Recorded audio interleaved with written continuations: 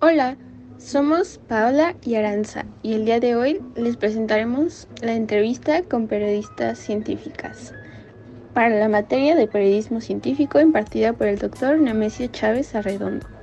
Entrevistamos a la doctora Carla Sandoval, a la doctora Alejandra Mormolejo, a la doctora Alejandra Rueda y por último a la doctora Carolina Ochoa. Preguntas respecto a su trayectoria en el periodismo. ¿Considera que el periodismo científico es importante para acercar la ciencia a la sociedad? Definitivamente creo que es una de las mejores vías para hacerlo porque hay que echar mano de las herramientas que como tal brinda el periodismo, pero sí creo que debe de haber una profesionalización para todos los periodistas y las periodistas que se dedican a hacer periodismo de ciencia. Lo que he visto es que algunas coberturas bien intencionadas por personas que no son expertas, pues no tienen un entendimiento profundo sobre lo que se va a comunicar. Entonces sí considero que es una buena herramienta porque es una manera atractiva de mostrar la ciencia a toda la ciudadanía, sin ser un público especializado. El periodismo científico es vital para acercar la ciencia al público en general, pero también por motivos de transparencia y de hacerle llegar al público las cosas que necesita saber de una manera, o sea, con métodos y con maneras mucho más, no voy a decir que simples, pero sí más cercanas a las audiencias, son súper necesarias. Saber por qué tiembla, las causas del cambio climático, los efectos que podría tener sobre la sociedad, por qué hay escasez de agua en la mitad del país, sobre todo en la parte norte. Todo eso tiene cruzados temas científicos. Y las personas, los ciudadanos, necesitamos respuestas. Es parte de la democracia. Y es fundamental para los procesos democráticos tener esta información. Si no existiera el periodismo científico, la animosidad de las notas estaría centrada en lo político. En lo político, ¿a qué me refiero? A que, bueno, fulanito no administró a tal cosa y por eso no hay agua. Esas no son respuestas suficientes. Necesitamos saber qué pasó, el mecanismo de por qué pasaron estas cosas, y entonces sí podemos señalar responsables y entonces sí podemos pedir rendición de cuentas, porque tenemos un método. Esa es la importancia, la relevancia del periodismo científico. Hay cosas muy interesantes, hay temas muy específicos, por ejemplo, la clonación, pero la clonación también tiene su parte ética y tienes que explicar a las personas por qué la clonación éticamente no es tan viable como lo pintarían en la ciencia ficción, por ejemplo. Por eso es tan relevante el periodismo científico, porque te educa al mismo tiempo que te abre este panorama de la rendición de cuentas y por qué la ciencia es tan importante en la vida de la ciudadanía. Ok, y bueno, teniendo eso en cuenta, ¿qué hacen los investigadores o qué pueden hacer para transmitir a la sociedad los avances de la ciencia? Yo creo que aquí debe haber una comunión una unión de fuerzas. Tanto los científicos deben de esforzarse para tener mejor comunicación de la ciencia, o sea, ellos mismos prepararse para tener mejores herramientas y narrativas y comunicar sus logros y sus hallazgos, así como el periodismo también tiene la obligación de conocer estos temas a fondo, siendo más, teniendo esta responsabilidad de ser más espectadores que los propios científicos. A esto me refiero que a veces el periodismo quiere hacerse pasar un poco por los científicos y eso tampoco éticamente está bien. A nosotros nos queda la chamba de entender y preguntar y ser curiosos. Y en esa labor uno aprende muchas cosas. Y la función del periodismo es tener la curiosidad y la voluntad de involucrarse en otras ciencias o en otro tipo de conocimientos que no nada más sea la política o la economía o las finanzas, sino qué hay detrás de ello. Y para eso necesitas, pues, empaparte de un montón de conocimientos. O sea, lo bonito del periodismo es que puede ser, es un oficio que te permite ser muchas profesiones en un tiempo cortito. Aprendes de muchos temas, aprendes de muchas ciencias relacionadas, pero es también parte de los reporteros, los editores, los medios grandes querer esa educación, no nada más para las audiencias, sino también para sus propias redacciones. Sí, totalmente. Es una de las grandes, digamos, una de las muchas rutas que hay para acercar la ciencia a la sociedad es el periodismo, ¿no? O sea, tiene que haber obviamente una buena educación básica en el que se les enseñe a los niños y niñas como las bases científicas para entender la naturaleza, para que se cuestionen, ¿no? Tiene por supuesto que haber una infraestructura de comunicación de la ciencia en donde haya museos, exhibiciones, presentaciones de libros, ferias de ciencias, experimentos, etcétera. Tiene que haber financiamiento para hacer buena ciencia en los países, pero también tiene que haber un buen periodismo, personas especializadas que se dediquen no solamente a eh, decir qué linda es la ciencia y qué beneficios nos da la ciencia y por qué es importante que pensemos en la ciencia, que eso está muy bien y sí tendríamos que hacerlo, pero también el periodismo le ayuda a las personas a tener una visión crítica de la ciencia. Entonces, la ciencia no es un ente puro, ¿no? O impoluto en donde todo marcha bien, sino que hay muchísimas cosas en las comunidades científicas, suelen suceder muchas cosas que pues no necesariamente son positivas, ¿no? Hablamos, por ejemplo, de conflictos de interés, problemas de acoso sexual, problemas de fraudes y de mala ciencia, ¿no? De que se hagan mal los experimentos y cosas así. Y de eso también tiene que hablar el periodista y mostrarle a las personas que eso es también parte de la ciencia, ¿no? Y que las personas puedan identificar, no necesariamente aprender conceptos, ¿no? O saber las definiciones de un virus, una bacteria, o sea, es ideal que lo sepan, pero más allá de eso, el periodismo les ayuda a poner en contexto ese conocimiento científico para que tengan una visión crítica de la realidad, ¿no? Y que al menos ese conocimiento científico lo puedan entender en el contexto social, económico, político que vive una sociedad, ¿no? No es simplemente decir, ay, qué bonita estrella y un nuevo dinosaurio, ¿no? O sea, que eso está muy bien, pero es muy básico, es súper superficial. Lo que nos interesa es saber hasta qué medida esas investigaciones, que pueden ser muy importantes, seguridad agroalimentaria, epidemias, vacunas, cómo mejorar el tránsito, el tráfico, etcétera, puede realmente hacerse una política pública que pueda mejorar la vida de las personas. Entonces, me parece que en todas esas posibilidades de hacer comunicación de la ciencia, la que más puede tener injerencia social en la forma en la que viven las personas, la forma en la que pueden mejorar la calidad de vida, es el periodismo, desde mi punto de vista, ¿verdad? Porque a eso me dedico. Sí, indiscutiblemente, como necesitamos tener este puente de conexión, ¿no? O sea, la mayoría de los científicos no han tomado esa parte de la divulgación y de la difusión, que son conceptos diferentes, tú lo debes de saber, y cómo acercarnos, ¿no? El periodista, por el otro lado, el periodista tiene esta necesidad de información dependiendo si un tema es de relevancia, ya sea local, regional, estatal, lo que sea, o momentánea, ¿no? Entonces te van buscando de acuerdo a lo que va marcando los medios de comunicación, los medios masivos. Y entonces pasa que se pierde mucho a veces, ¿no? Nosotros tenemos, los científicos, a veces no sabemos comunicarnos y los periodistas tienen que resumir de tal forma la información que a veces se puede perder ese diálogo. Entonces es una necesidad intrínseca de mutuo acuerdo. Entonces, en el caso, yo te voy a hablar particularmente del cambio climático y de las cuestiones ambientales, pero son muy pocos los periodistas que yo conozco que tienen esa como capacitación en temas ambientales y cómo abordarlos para pegarse a lo que dice el científico y tener ¿no?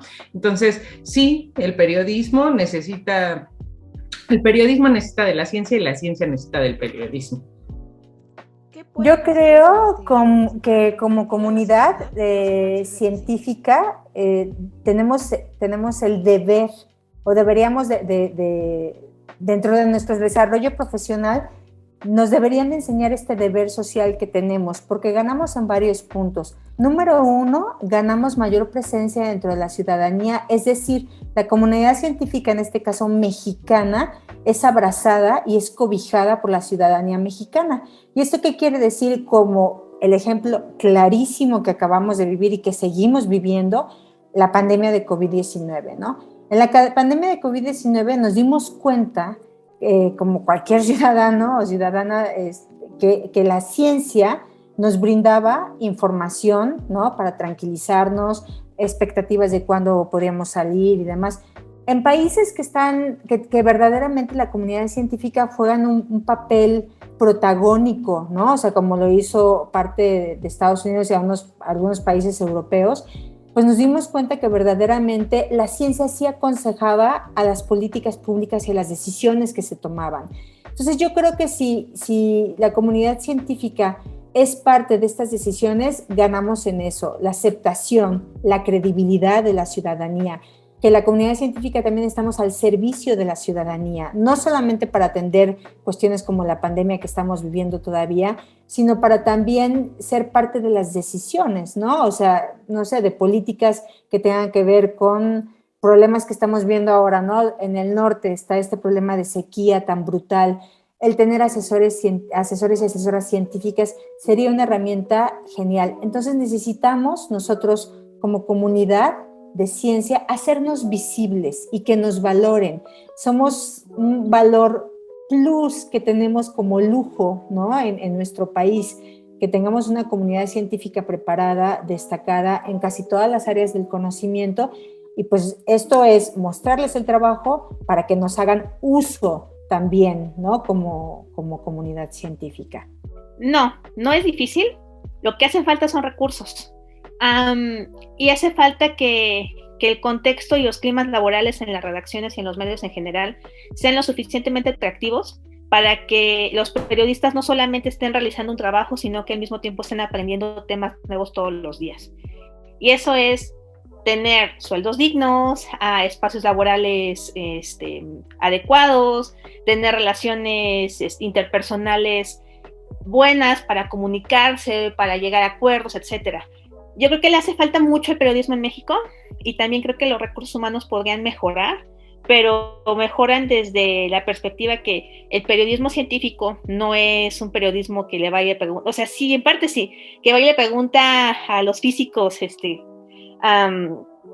sobre las nuevas fotografías de las estrellas, ¿no? Que son temas padrísimos, pero también se pueden acercar a otro tipo de personas que están dentro de la ciencia para saber por qué estos temas le ocupan y le preocupan a la ciudadanía.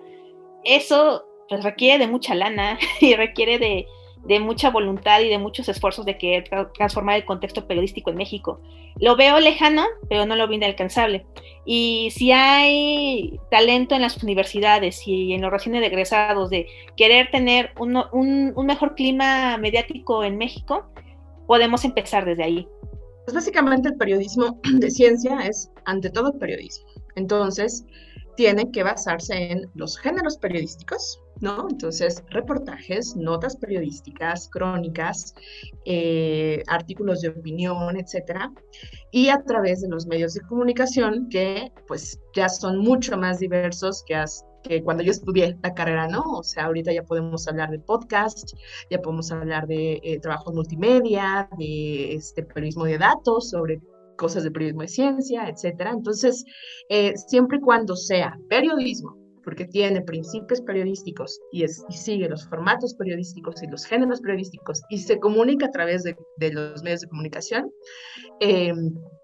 pues eso ya estamos haciendo uso, ¿no? De todos los formatos y las herramientas para hacer esta comunicación de la ciencia, que además, más allá de las herramientas, tiene esta otra característica que ya les decía, que es una visión crítica de la ciencia. Hay digamos, dos formas de hacer esta comunicación. Se le llama a unos cheerleaders, ¿no? Como porristas de la ciencia, en el sentido, dicen, de decir o de defender a capa y espada la ciencia porque simplemente es buena. Y hay otro paquete, digamos, otro costalito en donde están los watchdog, ¿no? Los guardianes, los perros guardianes, que tienen esta, no sé, como visión de que también a la ciencia se le tiene que hacer cierto escrutinio, ¿no? A las comunidades científicas, a la forma en la que se dan los presupuestos, el financiamiento, etcétera. Entonces, yo estoy mucho más cercana y mucho más convencida de que necesitamos periodismo watchdog en ciencia, y que se puede utilizar toda esta diversidad de herramientas y de formatos y de plataformas que ya se tienen para llegar a más personas. Requiere de mucho tiempo de capacitación, a mi punto personal de vista, del periodista, ¿no? Y de la línea que quiera seguir. Y los tiempos muchas veces en los medios de comunicación pues son muy complicados. O sea, un periodista en un medio masivo como la televisión tiene ventanas de oportunidad de minuto, minuto y medio, donde concretar información que suele ser complicada por lo que decimos del lenguaje técnico que solemos usar, etcétera, etcétera, no da la premura. Entonces sí necesita una capacitación constante y no a veces esto de por ejemplo, en las cuestiones de meteorológicas, ¿no? Tú tienes un ciclón tropical o climáticas, tú tienes un ciclón tropical o un huracán o lo que quieras y lo tienes que reportar en menos de 20 segundos. ¿Cómo dices? ¿Qué dices? ¿Cómo lo dices? ¿No? Entonces sí se necesita personal capacitado, pero hay muy poco que atiende estas necesidades como de adentrarse en el tema, estudiarlo un poco, ¿no? Y poder presentarlo, porque a final de cuentas en muchos medios, pues lo que buscas es la noticia, el trending topic, de estas cosas, ¿no? Y entonces ahí también hay un juego de lenguaje que muchas veces no es, y por lo cual muchos científicos luego no quieren participar en entrevistas porque dicen, es que yo digo una cosa y ustedes publican otra, ¿no? Y eso pasa muy seguido por lo mismo. ¿Considera que el periodismo científico es difícil de realizar? Yo creo que no debería como que sea un problema que realizarse. Creo que es una oportunidad para que se desarrolle buen periodismo de ciencia. Los problemas siempre han existido, pero si tenemos una buena cobertura, o sea, como por ejemplo de ustedes que vienen de ciencias de la comunicación, pero que deciden especializarse en hacer un buen periodismo de ciencia, creo que es una oportunidad de darle esa cara profesional a lo que se necesitan periodistas especializados en ciencia. Aquí en México tenemos buenos periodistas, tanto hombres como mujeres, que hacen muy buen periodismo de ciencia. Entonces yo creo que cada crisis, tanto interna como externa, sería una buena oportunidad para capacitarse y para que hagan buenas notas, ¿no? Desde el punto de vista de ciencia, con todos los elementos del conocimiento científico, entrevistando expertos en las áreas, dependiendo del problema, tendría una buena repercusión. Y creo que el periodismo, la forma de presentarlo, lo haría mucho más atractivo que solamente en formatos de divulgación, ¿no? Divulgación va dirigida a un sector el cual consume divulgación, y sabemos que es un sector de la sociedad con cierto conocimiento que le atrae ese tipo de productos. El periodismo es una ventana abierta para todos y para todas, entonces sería una ventaja tremenda, ¿no? O sea, que si hay alguna crisis, pues que se desarrolle un buen periodismo de ciencia, una buena investigación, unos buenos productos, y que se movieran en todas las plataformas virtuales, en redes sociales. O sea, creo que sí es una oportunidad. Personas que estudian cosas como muy relacionadas con medios, por ejemplo, comunicación, mercadotecnia, cine, tal, un poco sí, porque su formación está orientada hacia aprender metodologías y cosas muy técnicas. O sea, son unos expertos y unos buenazos en las formas, pero no en los fondos. En los fondos, por lo regular, está como jefe alguien que ha tenido mucha experiencia en su campo, mucha experiencia en su tema.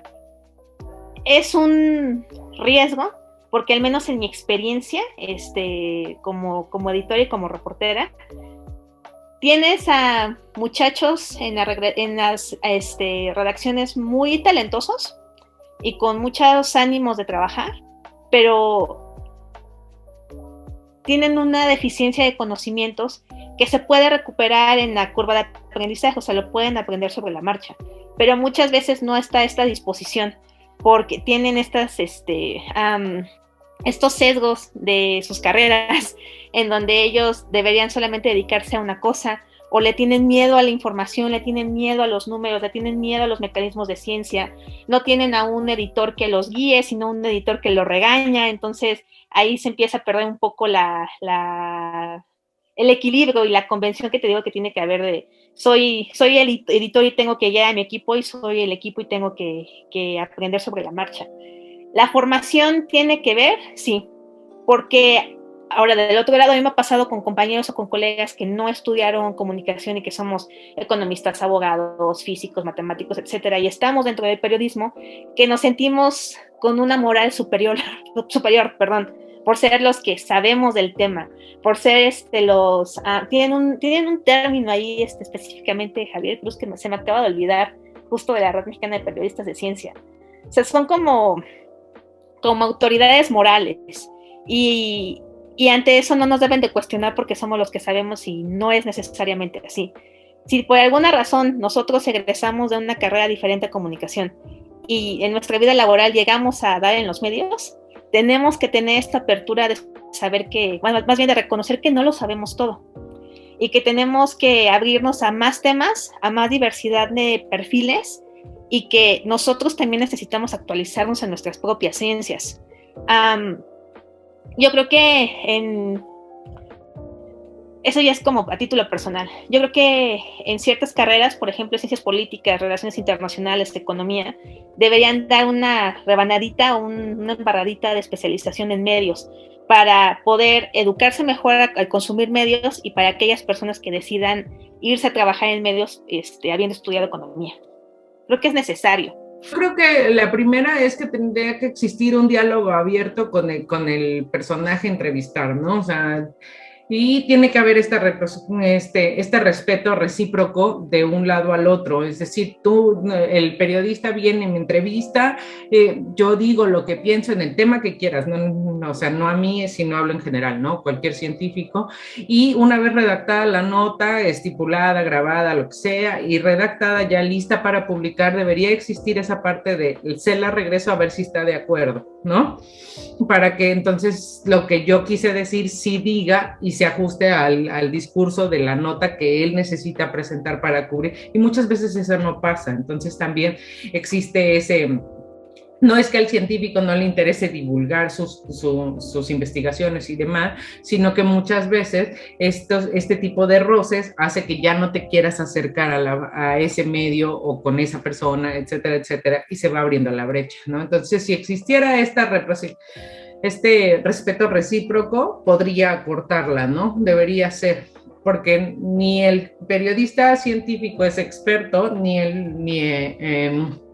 en traducir el lenguaje científico, ni el científico es experto en poner su información en una nota periodística. Entonces, pues necesitamos mutuamente de los dos. ¿Cree que en algunas ocasiones los medios de comunicación actuales perjudican la veracidad de aquellos que ejercen el periodismo científico? Creo que sí corremos el riesgo, pues todo esto de las fake news, ¿no? O sea, ahora estamos en una era donde la información es instantánea.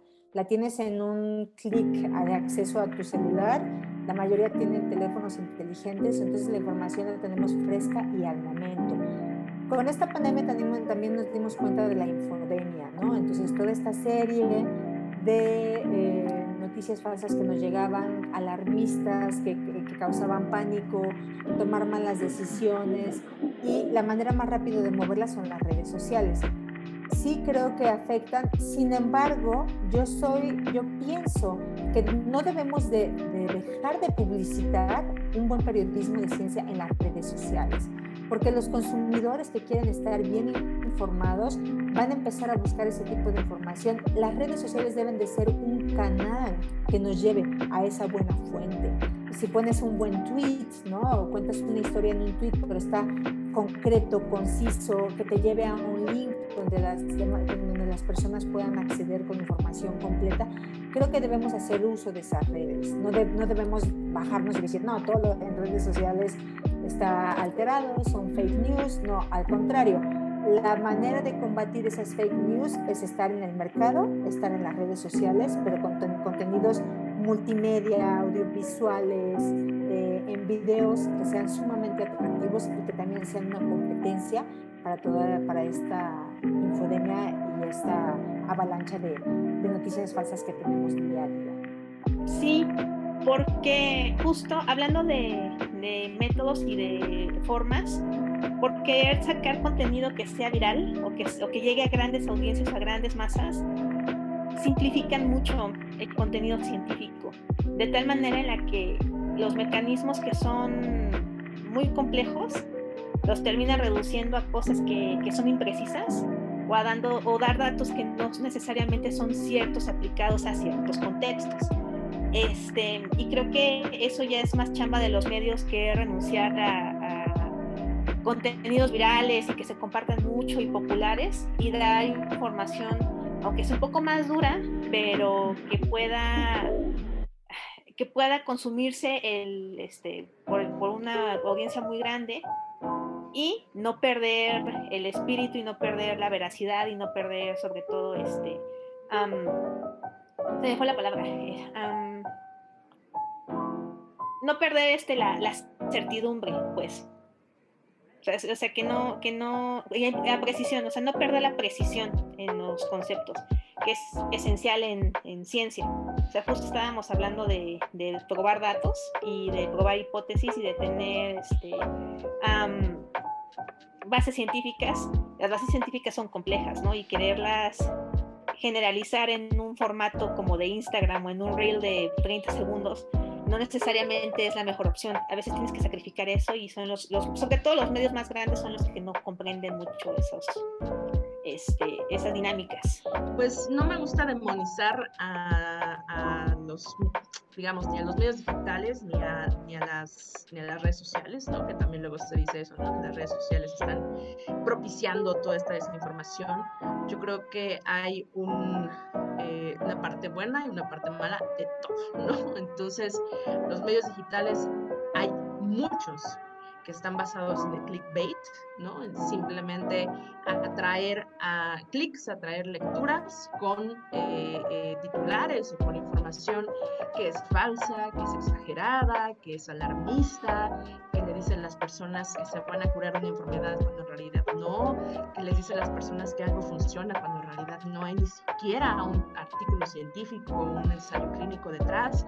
O sea, sí es cierto que hay una buena parte de medios digitales que están haciendo mal periodismo solamente por vender, solamente por tener más lecturas y tener cierto tipo de ganancias. Pero también es cierto que hay muchos medios digitales alternativos que están haciendo las cosas totalmente distintas y que están saliendo del modelo más tradicional, ¿no? Tener publicidad o de tener cierto tipo de información y hacer periodismo súper innovador, colaborativo, ¿no? Yo, por ejemplo, trabajo en un portal que se llama Salud con Lupa. Es un medio digital, pero es un medio digital y además nuevecito porque nació en la pandemia, pero es un medio que está innovando permanentemente sobre temas, con formatos, con periodismo de datos, con verificación. O sea, está haciendo muchas cosas que un periódico tradicional no haría, ¿no? Entonces, creo que puede haber muy malos ejemplos de medios digitales, pero también ejemplos muy buenos e innovadores. Pues tanto como perjudicar la veracidad, me dijiste la veracidad, ¿verdad? De la persona. Sí.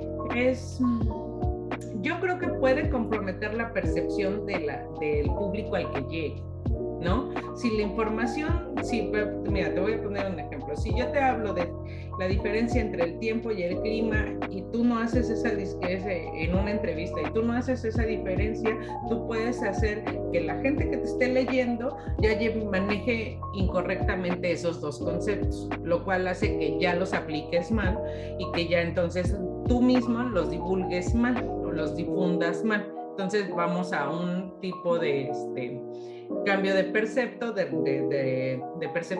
del público, a la gente a la que llega, y entonces ahora no solo el científico tiene que repasar los conceptos y aprender a divulgarlos, sino reeducar a alguien que ya los aprendió y los aprendió mal. Entonces, ese tipo de juegos, pues luego suele ser cansado, ¿no? Sí, bastante.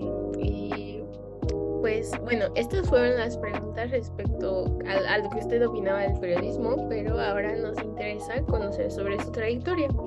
Entonces, pues quisiera saber desde qué edad surgió su interés hacia el mundo científico y en qué momento fue en el que dijo estudiar ciencias de la Tierra iba a ser mi licenciatura. Híjole, mira, curiosa siempre he sido. Yo de niña iba de espectador a estos talleres que te digo de sábados en la ciencia. Entonces siempre era jugar a hacer el experimento, que creciera el frijolito, que explotara la bomba, ¿no? Entonces curiosa siempre he sido. Y la verdad es que de todas las áreas del conocimiento, pues la técnica es mi favorita, o sea, tengo una cierta facilidad para las matemáticas y demás, entonces cualquier carrera que lleve problemas, a mí me gustaría, ¿no? ¿Cómo fui llegando a las ciencias atmosféricas? Pues así, o sea, un día descubrí que era un plan de estudios que tenía muchas matemáticas y dije, pues de aquí yo soy, ¿no? ¿Y cómo me fui especializando en la cuestión del cambio climático? Pues al ver que las cosas, o sea, mira, te lo voy a poner en términos sencillos. Yo estudié ciencias atmosféricas como licenciatura, ¿no? Entonces te van enseñando todo lo que pasa y que va a pasar, y el tiempo, el clima, el cambio climático, el calentamiento global, etcétera, etcétera, ¿no? Después te dice, en muchos congresos a los que yo iba, me daba cuenta que todo el mundo decía, no, porque así salió, porque así marca el programa estadístico. Entonces yo dije, no, es que esa no es una respuesta, ¿no? Entonces yo estudié estadística para entender por qué salía así el modelo y poder explicar lo que yo decía que no estaba de acuerdo que decían en el congreso. Y después, entonces ya entendía los conceptos básicos, ya entendía todo lo que los modelos querían decir, matemáticamente hablando, y después estudié un doctorado en ingeniería ambiental para poder, todo eso venía en cadenita, entonces pasa esto, por esto, y entonces, ¿en qué afecta, ya sea la escuela, la infraestructura, la carretera, el puente, lo que sea? Entonces ya era como la cuestión aplicativa. Eso, solito me fue llevando, pues, pero eran dudas mías, ¿no? O sea, yo me fui para ese caminito porque pero ¿por qué es? ¿No? O sea, te digo, curiosa siempre he sido. Y a la cuestión de la divulgación, particularmente porque me doy cuenta de que no, o sea, que se hacen muchas cosas.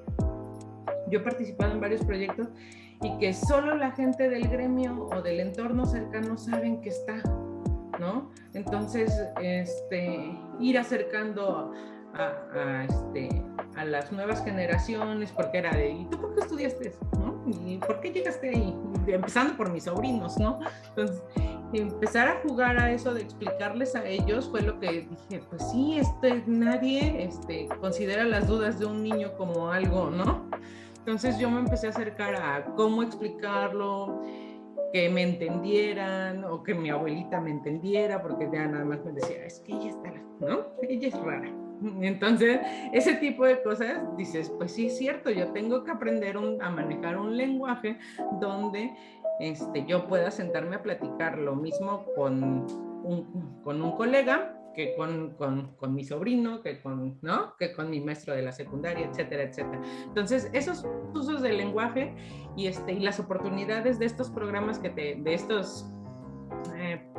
estas oportunidades que he tenido de acercar a la gente al cambio climático, pues me han llevado a trabajar mano a mano con colegas periodistas en los que hemos podido hacer estas relaciones, y creo que ha sido fructífero. O sea, ¿qué carencias tienen los periodistas científicos en relación a su formación académica y cómo se pueden resolver? Yo creo que no los llamaría tanto como carencias. Creo que hay un buen puente entre el periodismo y la comunidad científica. Si ese puente se logra amalgamar en ambos sentidos, es decir, que un periodista utilice todas las herramientas de comunicación que tiene para realizar buenas entrevistas y también propiciar buenas respuestas. Si un periodista llega informado a una entrevista y hay conceptos que pueden ser un poco complejos, ¿no? Científicos de entender, y pide ayuda de la persona que está entrevistando, creo que puede haber un buen canal de comunicación. el que las herramientas del periodismo sean combinadas con las herramientas de la ciencia y se pueden ayudar mutuamente, porque puede haber una comunidad científica o una persona de ciencia erudita en X tema, pero que no tenga las adecuadas herramientas de comunicación. Entonces, ambas necesidades se pueden juntar y los productos pueden ser muy buenos. Y hay buenos ejemplos de estos ejercicios en donde verdaderamente el periodista no solamente replica o hace un copy-paste de la nota informativa, sino verdaderamente se involucra en el tema y hace un buen reportaje, hace una buena investigación, que me imagino que lo puede hacer no solamente para ciencia, sino para cualquier otro tema. Sí tiene el plus de que a lo mejor se va a encontrar con términos, conceptos que no tienen absolutamente nada que ver, que no son cotidianos, pero que sí se pueden explicar a través de analogías. Y el compromiso por parte de la comunidad científica sería encontrar esas correctas analogías para dar a entender las investigaciones que nosotros estamos realizando de la manera correcta. La mayor carencia es que ninguna universidad te enseñan a hacer periodismo de ciencia. Entonces es como súper triste que sea una de las ahora ya especializaciones como más, pues yo diría necesarias, ¿no? O sea, para enfrentar temas como la pandemia, cambio climático, seguridad alimentaria, energía, o sea, todas nuestras grandes crisis que vivimos y que vamos a seguir viviendo en las próximas décadas requieren tratamiento de información científica, ¿no? Y lo más triste es que en las universidades donde se imparten las carreras de comunicación y de periodismo no hay prácticamente nada de formación para decirles a las nuevas generaciones cómo hacer ese tratamiento, cómo hacer una entrevista a un científico o científica, cómo leer un paper, cómo identificar en dónde está la evidencia, ¿no? Si te dicen esto funciona contra esto no funciona y en las dos partes hay investigación científica, ¿cómo evalúas esa evidencia para saber qué le vas a contar a las personas? Si es cierto o no es cierto, o si no se sabe, etcétera, ¿no? Entonces, porque no, la mayor carencia es que nos falta todo, nos falta esa formación desde las carreras. Ahora, lo bonito creo es que hay cada vez más cosas que no están en las universidades, pero que están ayudando a la formación de nuevos periodistas de ciencia. Entonces, por ejemplo, están las redes, ¿no? Las asociaciones. Yo misma soy parte de la Red Mexicana de Periodistas de Ciencia y ahí ofrecemos cursos de capacitación, talleres, alianzas, reportajes, o sea, todo lo que se nos ocurre para ayudar a que las y los jóvenes puedan adquirir estas herramientas y en pocos años convertirse en periodistas de ciencia profesionales. Hay talleres, hay cursos, hay diplomados, ¿no? O sea, como que tienes que terminar la carrera de periodismo o de ciencias y luego clavarte en estas universo de oportunidades para ir entrenando y sobre todo la práctica, ¿no? O sea, no puedes hacerte periodista de ciencia si no haces periodismo de ciencia, ¿no? O sea, tienes que ponerte a escribir, ponerte a leer, hacer cursos, sí, pero además pues, escribir, ¿no? O sea, realmente practicarlo y poco a poco ir tocando puertas que te dan espacios en los medios de comunicación. Y por otro lado, pues una carencia ya como profesional es que es muy difícil vivir del periodismo de ciencia si solamente trabajas en medios mexicanos, porque en general son muy mal pagados, pues es mal pagado por todos los periodistas, pero incluido el periodismo de ciencia, ¿no? Entonces, ahorita ya no sé tanto si la pandemia logró hacer cambios trascendentales, quizás sí, pero hasta hace unos años, o sea, si había un recorte, los primeros que salían eran los periodistas de ciencia, ¿no? ¿Por qué? Porque no son tan importantes, ¿no? O sea, no podemos perder a los de política, pero a los de ciencia, ¿no? No pasa nada. Entonces, creo que en general las carencias tienen que ver con una explotación laboral, ¿no? Que eso existe para todas las fuentes periodísticas y salarios bajísimos. Entonces, yo creo que la forma en la que se ha pues logrado que mucha gente sobreviva a través del periodismo de ciencia es trabajando por medios del extranjero, ¿no? O diversificándote como yo, o sea que estoy con un pie en una universidad y con otro estoy haciendo periodismo, ¿no? ofreciendo cursos o trabajando para empresas. Hay gente que son periodistas de ciencia trabajando para empresas, ¿no? O sea, como que es la realidad te obliga a diversificarte para poder sobrevivir con el periodismo de ciencia. Entonces, hay en general carencias desde la formación hasta la práctica, pues ya periodística profesional, pero pues, siempre soy muy optimista y creo que hay muchas formas de seguir haciéndolo. Retos así desde que el estudiante, pues son carreras, pues ahorita ya más o menos en una cuestión de equidad de género, pero cuando yo estudié, pues no tanto, ¿no? O sea, las carreras del área técnica en las mujeres, pues sí tienen cierto rezago en comparación con los hombres, ¿no? Entonces era una cuestión de estudiar en una... Y más las percepciones, ¿no? Era de, no, ¿por qué vas a estudiar eso? Ahí va por hombre, eso es de hombre, ya sabes, ¿no? Digo, ahorita ya está más o menos equilibrado, pero pues hace 200,000 años que yo estudié, pues no. Entonces, esa una de las cuestiones del género y de cómo ir abriendo así. Luego también, y eso no lo digo yo, me lo han dicho a mí y yo ni me había dado cuenta, era que no muchas mujeres, o sea, sí muchas de las que entran a ciencias atmosféricas terminan, pero no muchas hacen un posgrado, ¿no?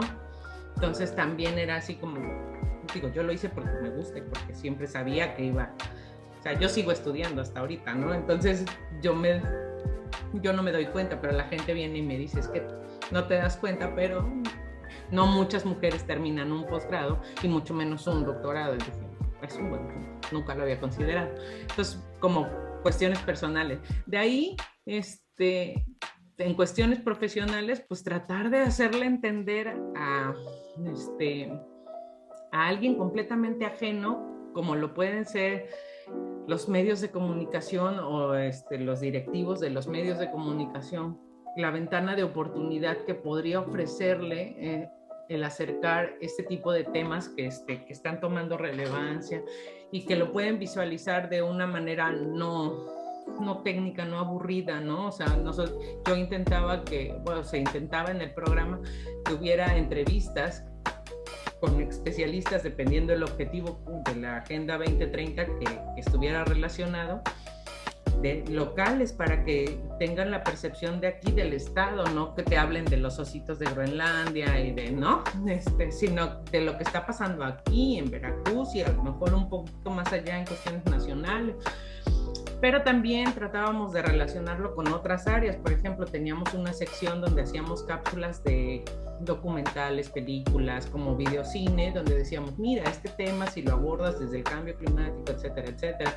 Y tratábamos de hacer sondeos también aquí en la ciudad para hacer 2 o 3 preguntas relacionadas con el tema para ver lo que la gente percibía, ¿no? Y si nos estaban escuchando o no, etcétera. Entonces, hacerle entender a ellos que la ciencia no es aburrida y que por ejemplo, el cambio climático es algo que nos han vendido como algo muy lejano, que va a pasar en algún momento, sin demeritando el que ya está pasando, ¿no? Entonces, esa discusión de dame un espacio para decirte, entonces, también ha sido todo un reto. Y lo bonito es que, pues, después de lucharle, ellos solitos regresaron y dijeron, oigan, hay que hacer otro, ¿no? Entonces, está para abrirles el espacio a todos aquellos y empezar a hacer este ejercicio entre colegas de acercarnos todos a la divulgación para que no hablemos en lenguajes que la gente no entiende. Entonces, a mí me gusta mucho. Y es un buen reto, ¿no? Cuando me tocó lo de los niños, lo del sábado en la ciencia de los niños, yo decía, es que tú puedes dar una conferencia de lo que quieras y si son de secundaria, de prepa, pues a regañadientes, pero ahí están, ¿no? Pero a un niño chiquito, tú lo aburres y se para y se va. Y yo decía, ¿y si me quedo sola? Entonces fue un buen reto, ¿no? Para él, el no aburrir a una audiencia tan variada, porque pueden ir niños desde 3, 4 años hasta los 18, ¿cómo homologas eso? Y de ahí cómo lo vuelves en algo divertido. Entonces a mí me gusta mucho. Preguntas respecto a su trayectoria profesional. ¿Desde qué edad surgió su interés hacia el mundo científico y en qué momento decidió estudiar determinada licenciatura? Fíjate que a mí esto, he escuchado a varias personas que lamentan que tanta información y las redes sociales esté presente día a día. Yo lo veo una ventaja porque creo que si yo hubiera tenido ese acceso a la información cuando yo tuve que decidirme por una carrera, hubiera adelantado algunos procesos. En principio yo quería estudiar porque siempre me gustó muchísimo, desde que iba a la secundaria sabía que el área de ciencias naturales en aquel entonces era lo que me gustaba, ¿no? Sin embargo, siempre tenía una parte social que me gustaba mucho, ¿no? O sea, siempre el interactuar con las personas, con las poblaciones, siempre me era sumamente atractivo. Pero el tener esta combinación, pensé que estudiar a los seres humanos, pues la licenciatura era medicina, ¿no? O sea, porque pues, estudian humanos. Pero tuve la fortuna de sí cursar un curso propedéutico de medicina en la Universidad de La Salle, lo cual me dio una ventana más real de lo que era la medicina. O sea, la medicina finalmente es el estudio, lo que hace es estudiar al humano, pero desde una parte clínica, ¿no? No una parte integral. Sí. Afortunadamente, una conocida me brindó la información de la Escuela Nacional de Antropología e Historia. Fui a preguntar y encontré la licenciatura en Antropología Física. Dije, esto es perfectamente lo que yo quiero, porque yo quiero estudiar a los seres humanos desde sus aspectos biológicos, genéticos, ¿no? Conductuales, de alguna manera, pero en un contexto social. Y entonces eso me lo brindó la Antropología Física. Decidí hacer esta licenciatura en Antropología Física, con lo cual, al estar en una escuela más de corte social, ¿no? O sea, porque la Escuela Nacional de Antropología lo que brinda son las especialidades en antropología en todas las áreas. De hecho, es la única escuela a nivel Latinoamérica en donde puedes cursar cualquier especialidad de la antropología a nivel de licenciatura, ¿no? Entonces, compartía con arqueólogos, con etnólogos, con lingüistas, con historiadores. Entonces, ese mundo pues te potencializa y te estimula a que veas ya una vida académica pues más desde el punto de vista de la investigación, cosa que no se nos hacía o no se nos mostraba cuando yo estudié, pues no sé, la primaria, la secundaria. Era como una visión muy tradicional de decir, pues hay licenciaturas para, si quieres hacer contador, pues esto, si quieres ser profesora, es esto. Pero no esta visión de investigación que hace mucha falta, ¿no? O sea, de decir, sí, ¿cómo puedes construir una vida académica, una vida científica y todas las vertientes que tienes dentro de esa vida académica y científica? Que no solamente es el esquema de ser investigador o investigadora principal, tener un grupo, puedes tener incidencia en la industria, puedes tener incidencia como consultor, puedes tener incidencia en la política, ¿no? En la política científica, con las comisiones de salud, con las comisiones de ciencia de la Cámara de Diputados, de la Cámara de Senadores. O sea, realmente el abanico es muy grande, ¿no? Entonces, siempre me gustaron estas posiciones híbridas, no sé, o sea, de estar entre las humanidades y las ciencias exactas. Y posteriormente empecé a hacer trabajo de campo con grupos indígenas. Empecé a trabajar con los triquis de la Mixteca Alta de Oaxaca, y ellos haciendo una etnografía, trabajo de campo normal, en donde yo iba, les hacía preguntas, trataba de entender su contexto tanto social como cultural, me invitaban a fiestas, iba de fotógrafa, me llevaron a San Juan Copala, a su comunidad, y ellos me decían que si esta información que yo les decía de cómo se organizaban, de todos los registros de sus festividades, si esta información se encontraba en su sangre, ¿no? O sea, en la herencia. Pues les dije, pues sí, o sea, claro que sí. Y fue cuando volteé los ojos a decir, bueno, pues estaría excelente todo esto que yo estoy haciendo, todas estas relaciones de parentesco, lingüísticas, relaciones con su historia, relaciones con vestigios arqueológicos, pues también todas estas relaciones que tienen a través del parentesco genético, ¿no? Entonces fue por eso que decidí hacer una maestría y un doctorado en genética de poblaciones humanas, pero con un enfoque antropológico. Y posteriormente de ahí, pues tuve la oportunidad de trabajar en el Departamento de Genética de la Universidad de Stanford. Mi supervisor y mi jefe en aquel entonces era un doctor que estaba cautivado y veía la necesidad de estudiar la diversidad de las poblaciones latinoamericanas que estaban poco representadas. Entonces continué combinando las dos cosas, haciendo trabajo de campo, yendo a comunidades generalmente indígenas o comunidades rurales, con todo este trabajo etnográfico, pero ya de la mano de hacer un trabajo de diversidad genética o diversidad genómica, ¿no? Que es a lo que me dedico actualmente. Entonces así fue como fue.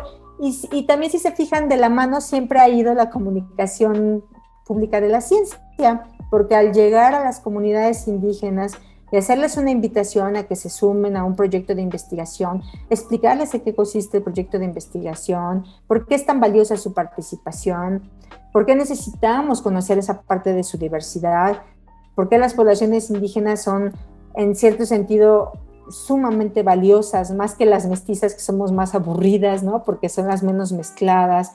Entonces, todo esto pues era un ejercicio también de comunicación, ¿no? Entonces, empecé a ver que hacerlo de esta forma era un camino pues bastante largo, porque iba a explicarles, consentía, les informaba, regresamos los resultados, explicar los resultados, hacer campañas publicitarias para invitar y para regresar resultados. Entonces todo esto me di cuenta que era parte de hacer un ejercicio de divulgación, me empezó a gustar mucho la divulgación, empecé a meterme con la oficina de comunicación institucional del Cinvestav, empecé a proponerles proyectos, ¿no? A decir, bueno, necesitamos reforzar nuestra identidad, necesitamos homogeneizar todas nuestras páginas web, necesitamos tener una buena comunicación institucional, necesitamos tener más comunicación hacia el exterior. Me di cuenta que el Cinvestav no tenía una buena pues justicia, porque verdaderamente hacemos, ¿no? O sea, buena calidad de investigación, y sin embargo no es tan conocido como la UNAM, como la UAM, ¿no? O sea, que tienen pues ejércitos de personas dedicadas a la comunicación, y es más, anuncian lo que van a hacer, ni siquiera ya los resultados, ¿no? Y se hace toda una campaña publicitaria. Entonces me empecé a dar cuenta que necesitábamos eso dentro de Cinvestav, y así es como llegué a hacer cosas también de comunicación pública de la ciencia.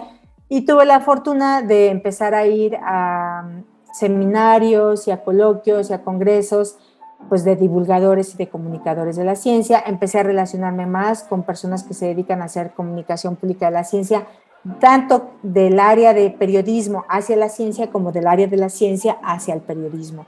Y me encantó, ¿no? O sea, dije, es genial, o sea, incluso he tratado de profesionalizarme en esta área, pero bueno, no puedo con tantas pistas al mismo tiempo, pero sí lo hago, ¿no? Di con la Red Mexicana de Periodistas de Ciencia, es una red que me parece que tiene mucha calidad, o sea, tanto de las personas de ciencia que hacen periodismo como los periodistas que hacen también periodismo de ciencia, y pues organizan foros, un foro interamericano que lo organizamos desde hace 4 años, y empecé a tener pues ya una visión mucho más amplia de todo lo que se puede hacer desde el periodismo de ciencia, ¿no? Y todos los beneficios. De los beneficios que les puedo decir de periodismo de ciencia, pues como les dije, impactar hacia la ciudadanía, impactar hacia las personas tomadoras de decisiones.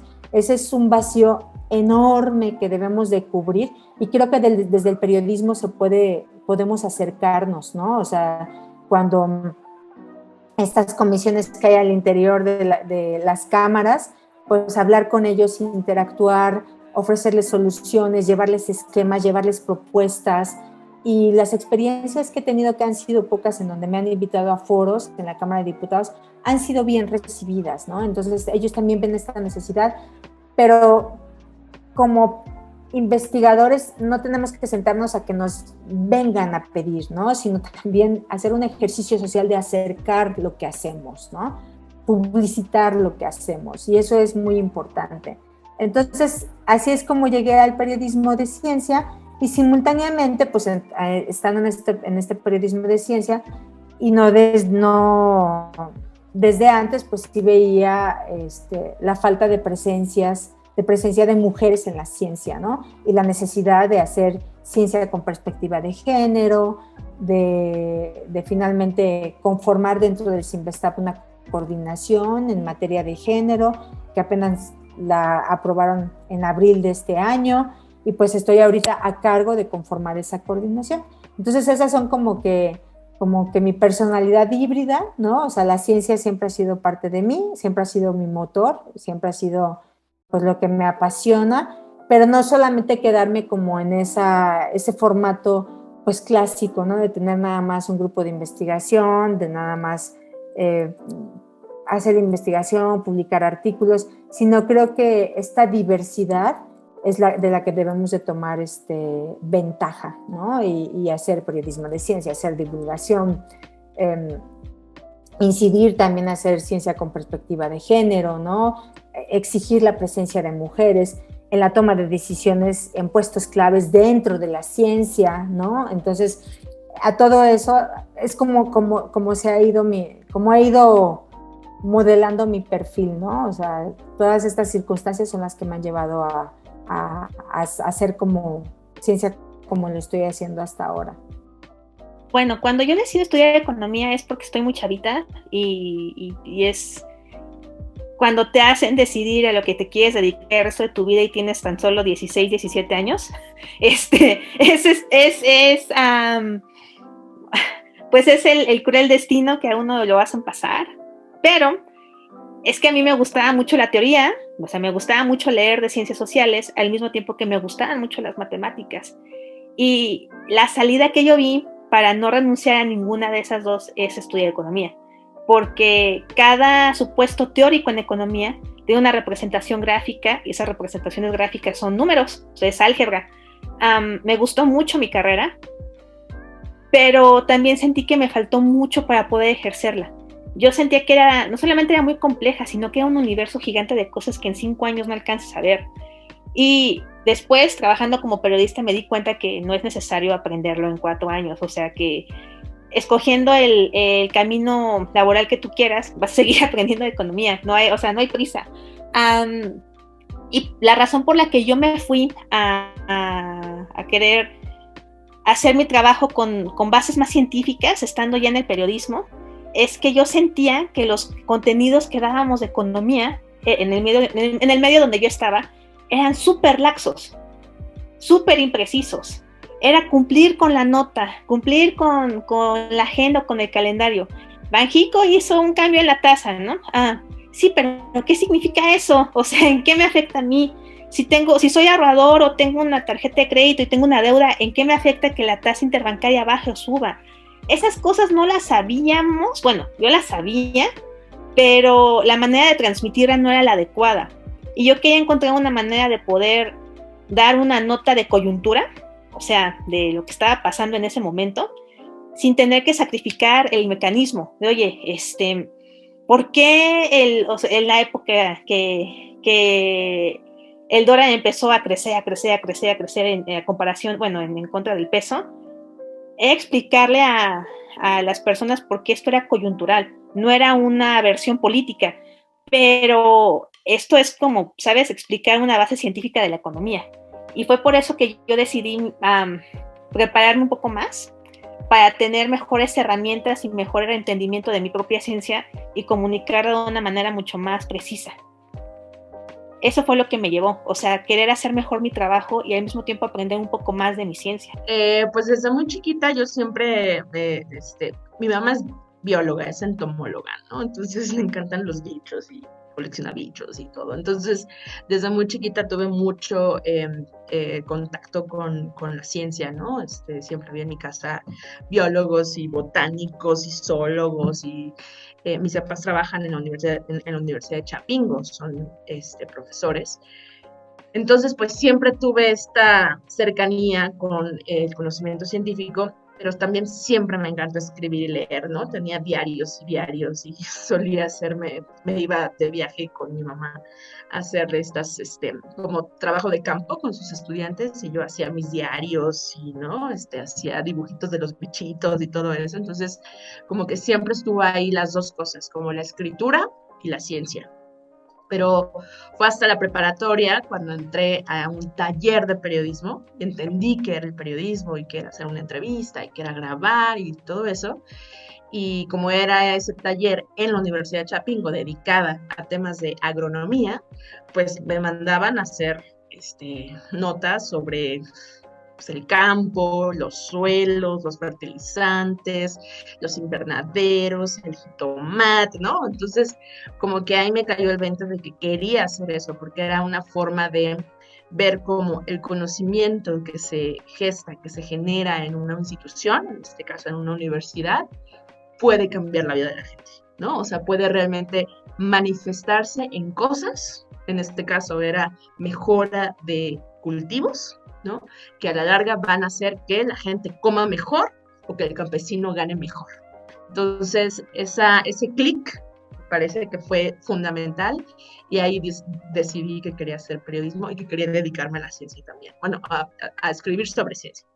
Y eso fue como mi momento eureka y no quité el dedo del renglón, o sea, entré a la facultad queriendo estudiar periodismo y afortunadamente en esos años había una optativa de periodismo de ciencia, que ahora ya no existe, y conocí a quien sería mi maestro, que se llama Javier Cruz, que es para mí el mejor periodista de ciencia de México, y aprendí con él. Entonces terminé la carrera y todavía me fui con él a especializarme en periodismo de ciencia otros 5 años. Siento que hice 2 carreras, ¿no? O sea, que estudié periodismo y además estudié periodismo de ciencia. Pero me sirvió mucho porque eso fue como fundamental para saber lo que sé ahora, ¿no? Y obviamente pues entrenarlo, me ponía a hacer un reportaje a la semana, ¿no? Y reportaje, ¿no? Con un montón de fuentes, leyendo papers, o sea, haciendo mucha investigación y eso fue clave, ¿no? Para mi formación. No digo que sea yo excepcional, pero digamos que todo lo que sé se gestó a partir de esa doble especialización, ¿no? O bueno, más bien, estudiar una carrera y luego especializarme, dedicarle tiempo, años, a entender qué era la ciencia, cómo se podía comunicar mejor, cómo podía entenderla mejor, cómo podía leer un paper, cómo podía contarlo de forma más atractiva, etc. Entonces, sí, esa fue o sea, todo nació desde ese momento, desde la prepa. ¿Qué fue lo que la impulsó a estudiar la línea de investigación de determinada especialidad? Bueno, justo para hablar de coyuntura, porque a veces en contenidos muy especializados, y esa es la otra cara del fenómeno que te acabo de contar, no se entiende. O sea, tú hablas de finanzas y de commodities y de cómo los precios de la canasta básica se mueven. No es tan artificial como se ve en papel. Ahí sí hay otros factores sociales y políticos que influyen. Por ejemplo, la inflación no es un tema meramente financiero y económico. Es el resultado de un crecimiento acelerado de precios porque nos estábamos recuperando de una pandemia. O sea, es un fenómeno muy complejo en el que interfieren varios factores que no nada más son números y dinero y datos y estadísticas.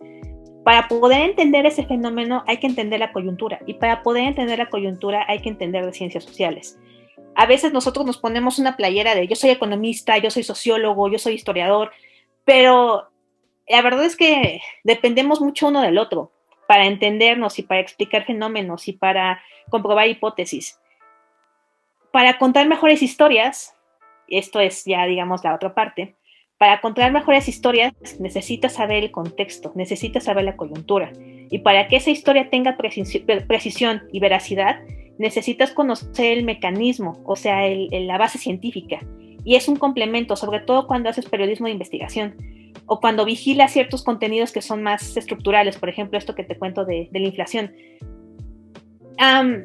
Y justo, o sea, tener mejores prácticas laborales para mi oficio fue lo que me motivó a entender ciencias sociales y entender a la economía como una ciencia, no tanto como algo de estadística. ¿Cuáles han sido los retos a los que se ha enfrentado a lo largo de sus investigaciones y cuáles han sido las opciones que ha utilizado para enfrentarlos a estos retos?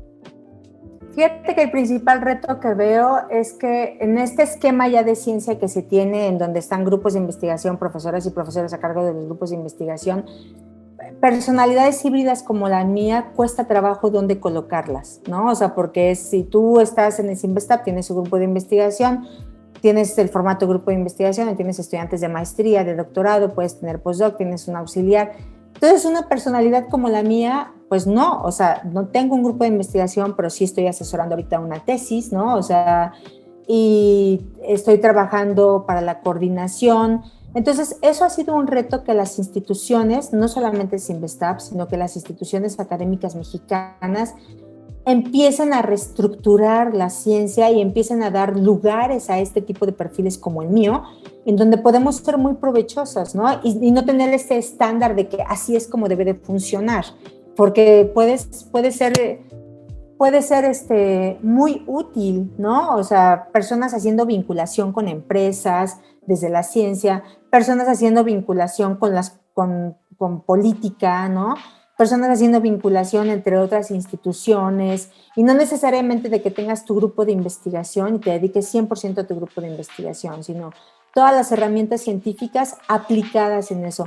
Me ha costado trabajo, pero he logrado formarme espacio, o sea, un espacio de lo que yo quiero hacer, de mi personalidad, y no como forzosamente estar con un grupo, hacer lo que rigurosamente te pide pues el estándar de un grupo de investigación, ¿no?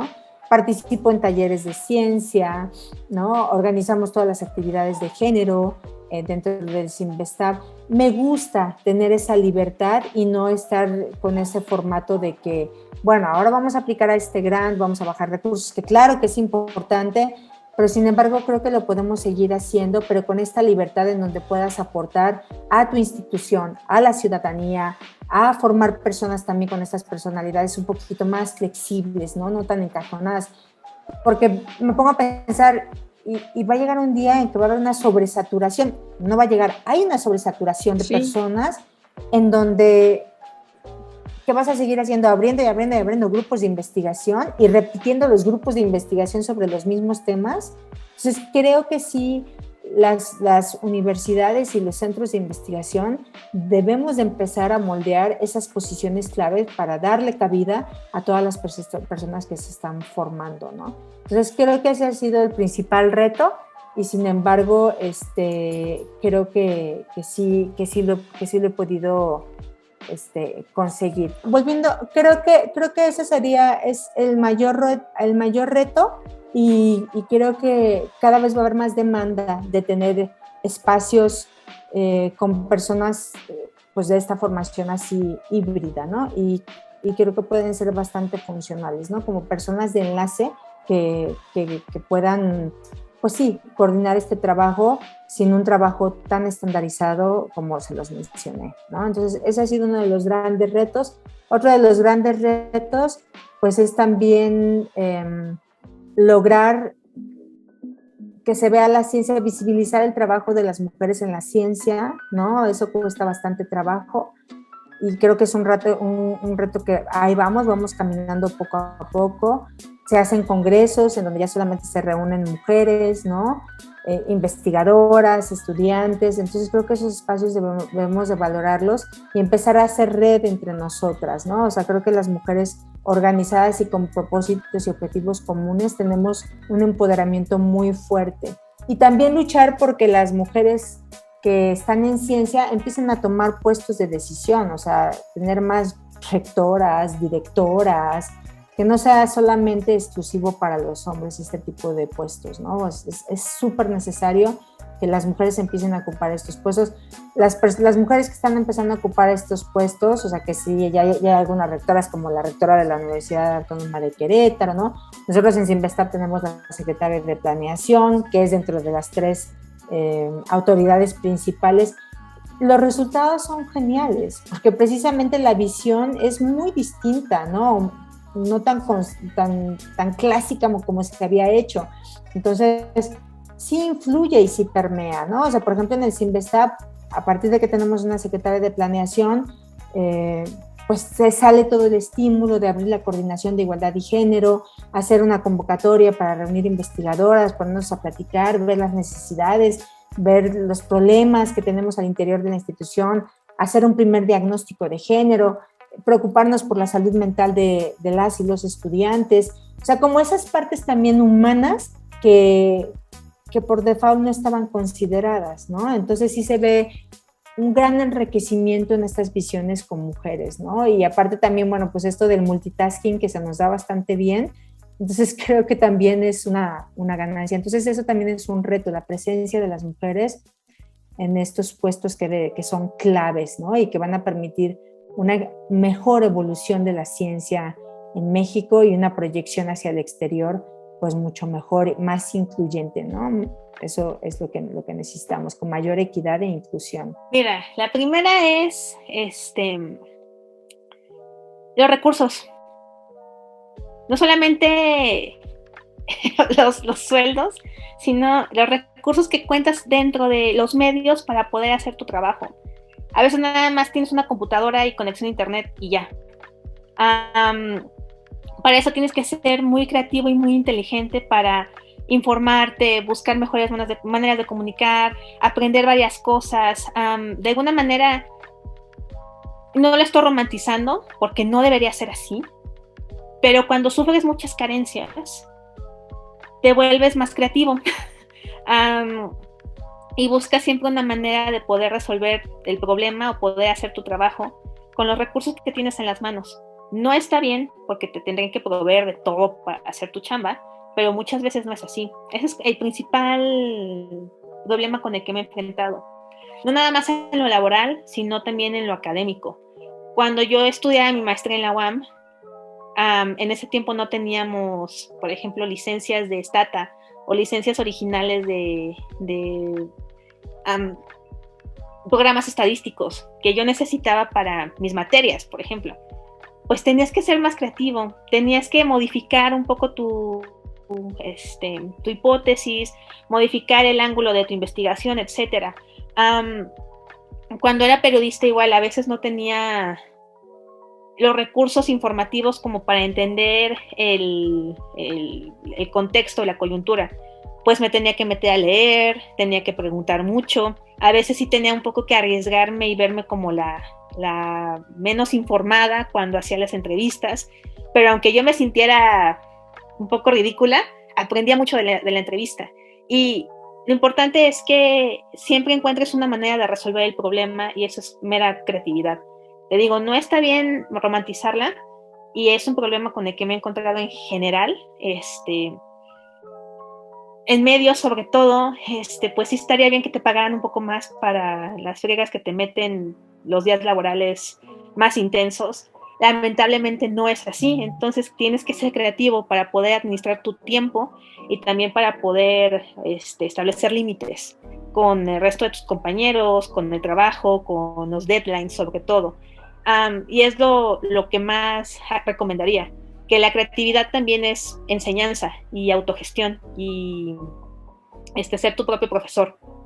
Si tienes estas habilidades, puedes vencer muchos obstáculos, pero también es bueno alzar la voz y decir que hay cosas que no están bien y que perpetuamos mucho, y eso es la falta de recursos, tanto en los medios como en las escuelas de periodismo. Pues la verdad es que yo he sido súper privilegiada, tengo que admitirlo y reconocerlo y partir desde ahí, ¿no? O sea, desde el tipo de, ¿no?, de familia que tuve, que eran profesores universitarios, que en realidad pues no tuve grandes carencias, pero sí creo que hubo ahí cuestiones sobre todo cuando yo estaba especializándome, que no estaba trabajando, o sea, yo salí de la universidad, todas mis amigas ya entraron a trabajar, ¿no? Y sin embargo yo estaba estudiando. Entonces, claro, para muchas de mi familia, mi papá sobre todo, era como, ay, sí, tu trabajo de mentiritas, ¿no? O sea, como que no estás haciendo nada en realidad, no eres productiva, ¿no? Y cuando sales de la carrera tienes esta presión social, ¿no? De que tienes que tener un trabajo y que tienes que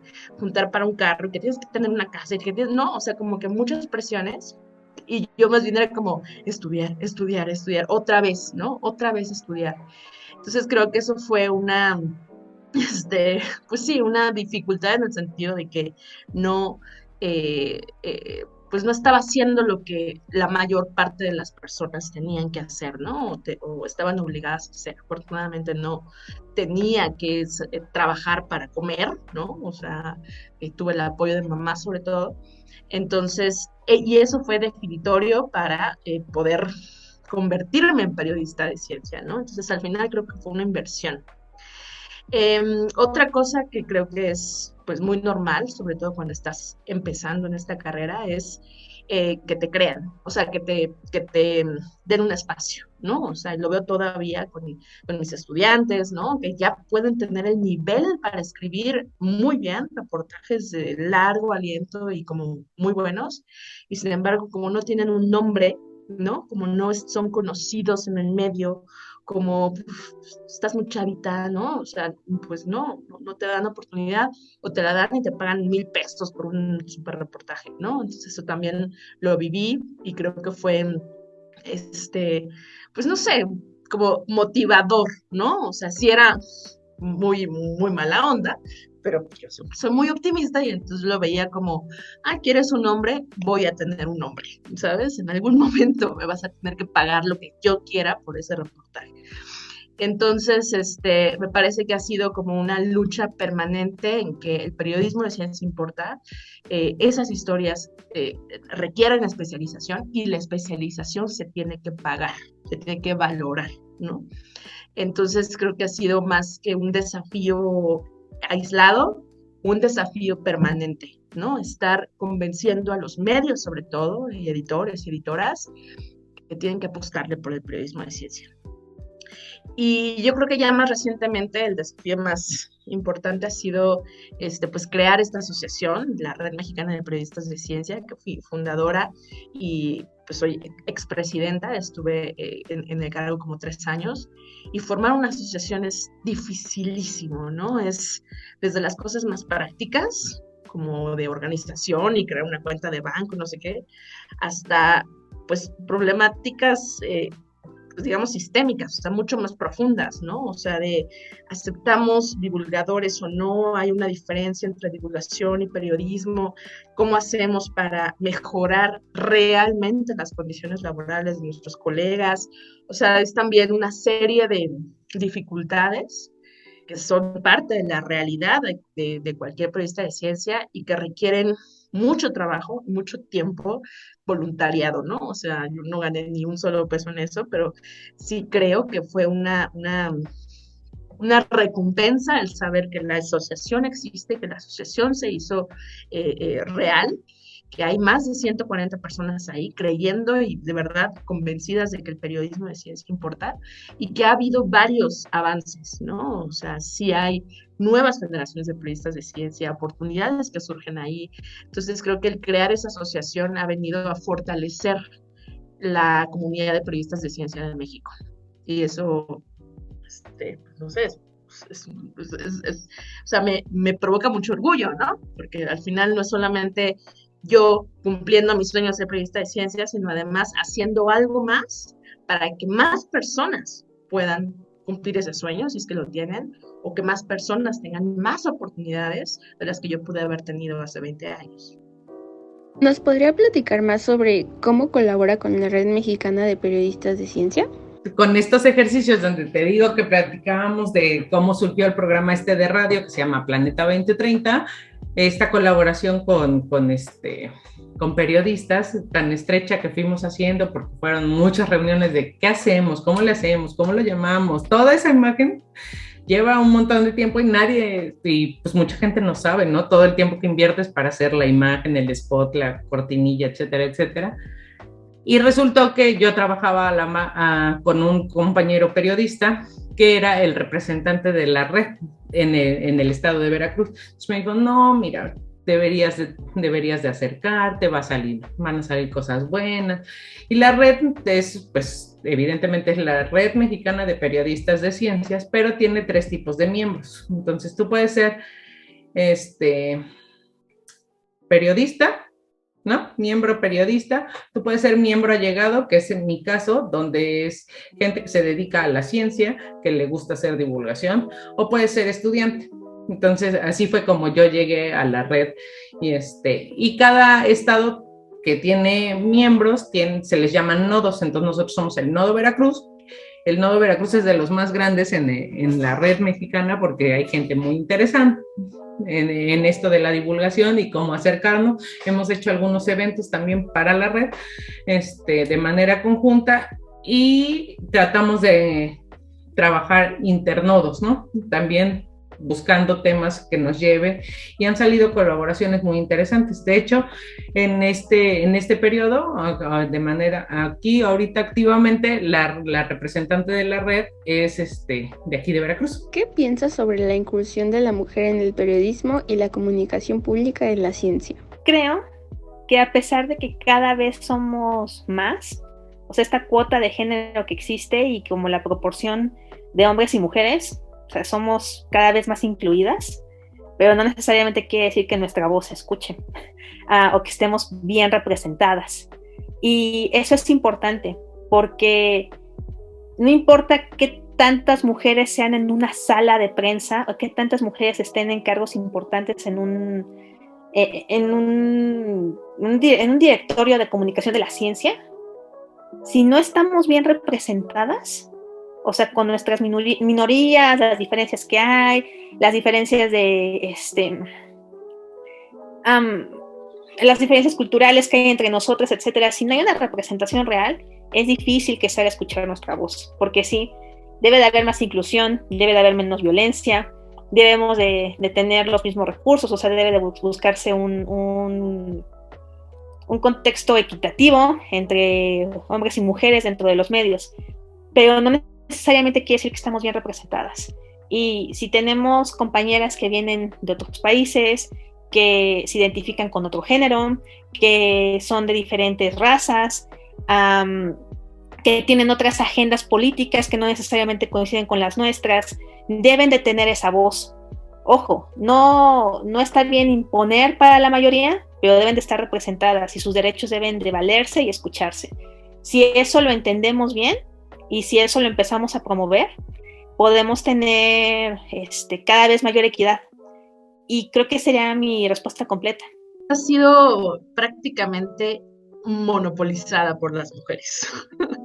De hecho, ya hay artículos sobre, que justamente se cuestionan eso, porque suele haber muchas más mujeres en el ámbito de la comunicación de la ciencia que hombres. Y hay muchas hipótesis, digamos, pero una tiene que ver con que la comunicación se suele ver como el patito feo dentro de la investigación. O sea, para muchos soy investigador, ¿no? Y los que no tienen el nivel para hacer ciencia terminan siendo comunicadores. Entonces, esta idea se ha como gestado o ha ido permeando, y entonces parecería ser, o sea, en apariencia es positivo, porque estamos viendo muchísimas mujeres como haciendo comunicación de la ciencia. Pero en el fondo, lo que está pasando es que, como sucede en la enfermería o en la psicología, ¿no? O sea, se asume esa profesión como una profesión más propia para mujeres, ¿no? Porque es más light que dedicarte a la investigación científica de física y de altas energías, no sé qué.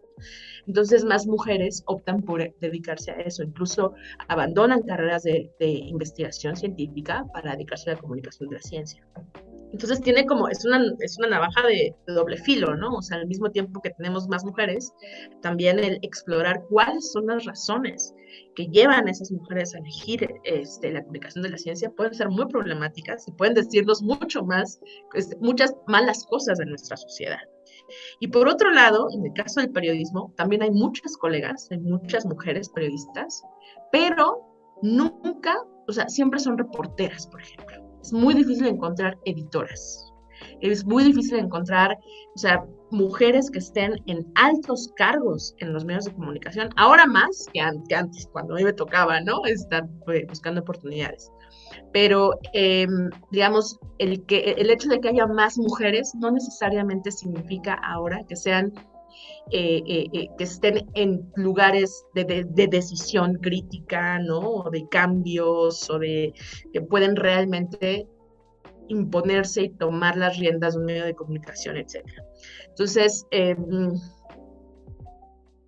eso por un lado. Y por otro, también creo que el hecho de que haya muchas mujeres le da una, no sé cómo llamarlo, una perspectiva periodística mucho más diversa, mucho más amplia, ¿no? O sea, Un ejemplo que me viene a la mente es toda la cuestión de los cambios menstruales a partir de las vacunas de COVID, ¿no? Que es un tema.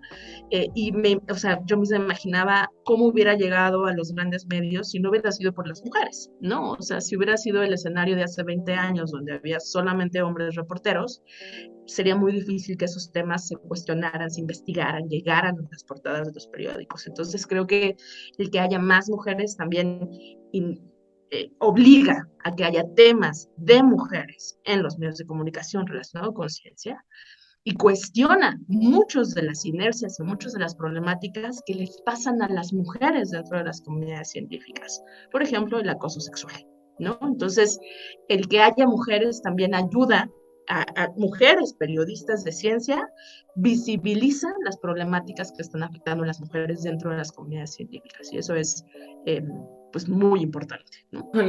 Esa sí está muy ruda. En términos generales, a México, ni siquiera es en periodismo y divulgación de la ciencia, es en términos generales, México tiene que trabajar muy fuerte en cuestiones de equidad de género, porque de los análisis que yo estaba trabajando hace poquito en un análisis de esto, pero de la cuestión de la investigación en género, y existen ciertos desfases muy marcados, ¿no? Digo, se ha ido tratando de reducir en la cuestión de los investigadora, pero estamos hablando de que solo casi rasgando el 30% de los que se dedican a hacer investigación en México son mujeres. O sea, sigue siendo muy marcado el desfase, ¿no? O sea, por cada 7 hombres solo hay 3 mujeres. Entonces no es el periodismo.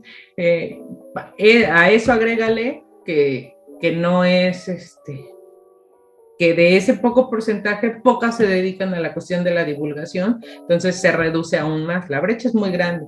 Se ha ido ampliando y a mí me da mucho gusto ver que cada vez hay más mujeres y más hombres interesados. El primero, sin importar el género, que cada vez que haya más gente que se interese en la divulgación, seas experto o no, es una cuestión importantísima, ¿no? Y la pandemia pues nos abrió muchos espacios, ¿no? O sea, se generaron 1000 foros, se generaron mil cuestiones digitales, materiales digitales, hemos ido trascendiendo, hay que aprender a llegar a gente joven, ¿no? O sea, ahora hay muchos divulgadores y el reto es cada vez más rudo, porque ahora trata de hacer un TikTok de 1 minuto explicando el tema que quieras, ¿no? Entonces, hay que también, o sea, hay que trabajar con la vieja escuela y la nueva escuela y también ha sido complicado, no es ahorita en la cuestión de la divulgación y del periodismo de ciencia particularmente, pues te digo, la cuestión de la pandemia nos abrió una brecha muy grande. Todo el año o lo que llevamos, que se ha hecho, que sí la vacuna, que sí no la vacuna, que sí ponértela, no ponerte, que cuál es mejor, pues todas esas investigaciones, la verdad es que la red hicieron un trabajo formidable que se llama COVID Conciencia, que iban explicando de manera infográfica y en pequeñas notas y podcast, muchos seminarios que se hicieron, todo esto de cómo estaba avanzando la cuestión de la vacunación y qué era. O sea, la verdad es que los compañeros se rifaron, ¿no? ¿Qué considera que le hace falta a México para que haya mayor igualdad de género tanto en el periodismo como en la comunicación pública y la ciencia? Pues yo creo que lo que se necesita es lo que ya está ocurriendo. Yo diría que es una carrera en la que las mismas mujeres tenemos que, se puede escuchar como cliché, pero empoderarnos, ¿no? O sea, realmente el tomar la fuerza y la seguridad de nosotras mismas para ir a los medios, proponer historias, crear nuestros propios medios, ¿no? Que muchos de los grandes medios que yo conozco y con los que colaboro fueron creados por mujeres, ¿no? Y dirigidos por mujeres. Entonces, un poco creértela, ¿no? O sea, que realmente puedes hacer eso. Y el hecho de también, pues, inmiscuirte en temas que afectan a las mujeres, creo que puede hacer una diferencia en la agenda mediática, en el tipo de temas que están usualmente en los medios tradicionales. Entonces, pero que tiene que ser un cambio desde nosotras, que presione al sistema en general, el sistema pues más machista, conservador, para que eso se valore, se visibilice, se respete, ¿no? Y que también con estos temas, tipo acoso sexual, también pues las mismas personas que generan esas desigualdades o esas agresiones se detengan, ¿no? Se controlen o sea tan grande la forma en que son visibilizados que ese tipo de problemas logren disminuir. Entonces, creo que estamos en el camino. Yo volteo a todos lados, siempre veo muchas mujeres, colegas, periodistas de ciencia, fuertes, emprendiendo proyectos increíbles, ¿no? Haciendo las cosas distintas, y creo que es como una buena señal de que eso a la larga va a generar mejores condiciones para las nuevas generaciones de periodistas mujeres de ciencia. ¿Qué consejos le daría a los jóvenes que se quieren adentrar al mundo del periodismo o divulgación científica? Yo lo que les aconsejé, lo que les compartiría sería pues que exploren todas las posibilidades, o sea, que exploren todas las posibilidades, no solamente, no pensar como en una forma clásica, ¿no? De que, ay, no, entonces necesito estudiar biología para después hacer esto, sino que verdaderamente ver incluso hasta carreras, no sé, simultáneas. Ah, bueno, me gusta la sociología, pero también me gusta esto, entonces lo voy a combinar. O sea, como ya desde la licenciatura ir formándote en esta personalidad pues más transdisciplinaria, ¿no? No nada más así como que esto es lo que debes de estudiar. Y desde la licenciatura, sea la elección que sea, empezar a acudir a eventos científicos, a eventos académicos, porque el networking que haces ahí, las experiencias que escuchas y también las vivencias personales y humanas que tienes ahí, te dan una visión más amplia de lo que es la academia, y también te pueden abrir los ojos. Ah, mira, lo que me gusta es más esto. Entonces, pues hacerlo. Tenemos ahora la ganancia con esta pandemia, pues que la virtualidad ha sido un acceso a cualquier tipo de foro, ¿no? Entonces, animarse a participar en estos foros, a lo mejor como estudiante, pues posteriormente como ponente, y hacerlo así, ¿no? E investigar, yo primero lo que hago es así la lista de lo que no me gusta, ¿no? Que es más fácil, y ya después ir bien, pues mira, lo que me gusta es esto, lo que me gusta es tal, lo que me gusta es la investigación. Una carrera científica, una carrera académica, el plus personal que yo lo vea, que ha tenido para mí, es que te obliga a estar actualizado. Tienes que estar actualizado en todos los aspectos, no solamente científicos, como formas y estás en contacto constante con personas jóvenes, ¿no? Con estudiantes, pues debes de estar actualizado en qué es lo que la juventud está moviendo actualmente, ¿no? Sus canales de comunicación, sus redes sociales, las noticias, la música. Entonces, de alguna manera te mantiene como en un estado de juventud, ¿no? Y eso también es muy vitalizante. Entonces, estar actualizado tanto socialmente como científicamente, mantener siempre una buena comunicación, una comunicación asertiva, ir a foros, ¿no? Por ejemplo, esto de los foros de periodismo de ciencia. A lo mejor no sabes qué estudiar, pero vas a un foro de periodismo de ciencia y vas a escuchar ahí que se hablan de varias investigaciones, de varios grupos de investigación, y esa es una ventana, ¿no? Y en un formato bastante accesible, no un formato de un congreso de que, a ver, te presento el póster, te presento, no, sino las personas especialistas en periodismo te están contando lo que se está haciendo.